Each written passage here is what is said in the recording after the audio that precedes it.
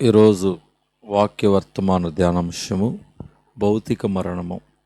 మనుషులు ఒక్కసారి మృతి పొందవాలని నియమింపబడను, ఆ తర్వాత తీర్పు జరుగును. హెబ్రీ పత్రిక 9:27. మృతదేహమును భౌతిక కాయమని సంబోధించుచున్నాము. మరణమును భౌతిక మరణము అనుట వాడుకగా ఉన్నది. మొట్టమొదట ఆదాము ఈ మరణమును భూమి మీదకి తెచ్చెను.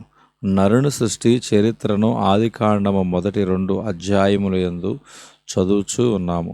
మరణమును ఆశీర్వాదముగా కాక శాపముగానే చూచుచున్నాము.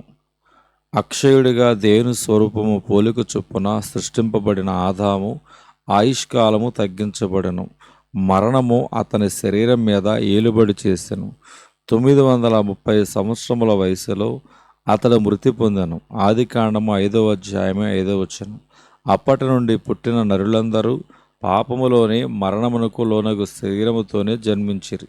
నేను పాపములో పుట్టిన వాడను, పాపములోనే నా తల్లి నన్ను గర్భము ధరించెను అనున్నది రాజగు దావీదు యొక్క అంగలార్పుగా ఉండెను. కీర్తన గ్రంథము 51వ అధ్యాయము 5వ వచనం, ప్రసంగి గ్రంథము 8వ అధ్యాయం 8వ వచనం తెలుగు భాషలోనికి సరిగా అనువదించబడలేదు. There is no man that hath power over the spirit to retain the spirit.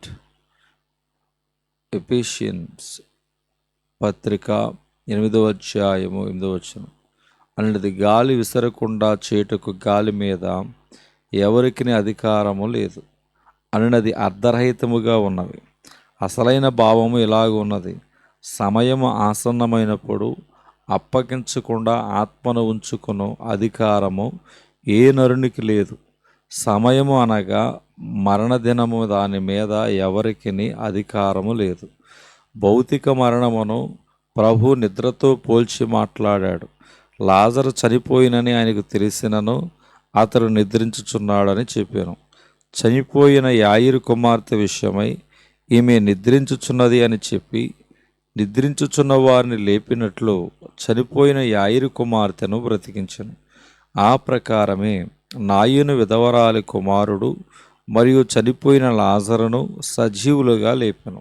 మన దృష్టిలో మరణం అనగా చచ్చిన స్థితి, ప్రభు దృష్టిలో అది నిద్రగా ఉన్నది. నిద్రించిన వారిని గూర్చి తెలియకుండా మాకిష్టము లేదు అని అపోస్తులైన పౌలు వ్రాయిచున్నాడు. 1 తెస్సలోనికైయుల పత్రిక 4వ అధ్యాయము 13వ వచనం. వెనువెంటనే క్రీస్తు మరణమును గూర్చియు పునరుద్ధానమును గూర్చియు కొనుపోబడుటను గూర్చియు వ్రాయుట గమనార్హము. ప్రతిదానికి సమయము కలదు, పుట్టుటకు చచ్చుటకు సమయము కలదు. ప్రసంగి గ్రంథం 3వ అధ్యాయము 1-2 వచనాల్లో మనం చూడగలుగుతున్నాం. దేవుడి దినవాక్యము దేవుడు దీవించునుగాక. ఆమేన్.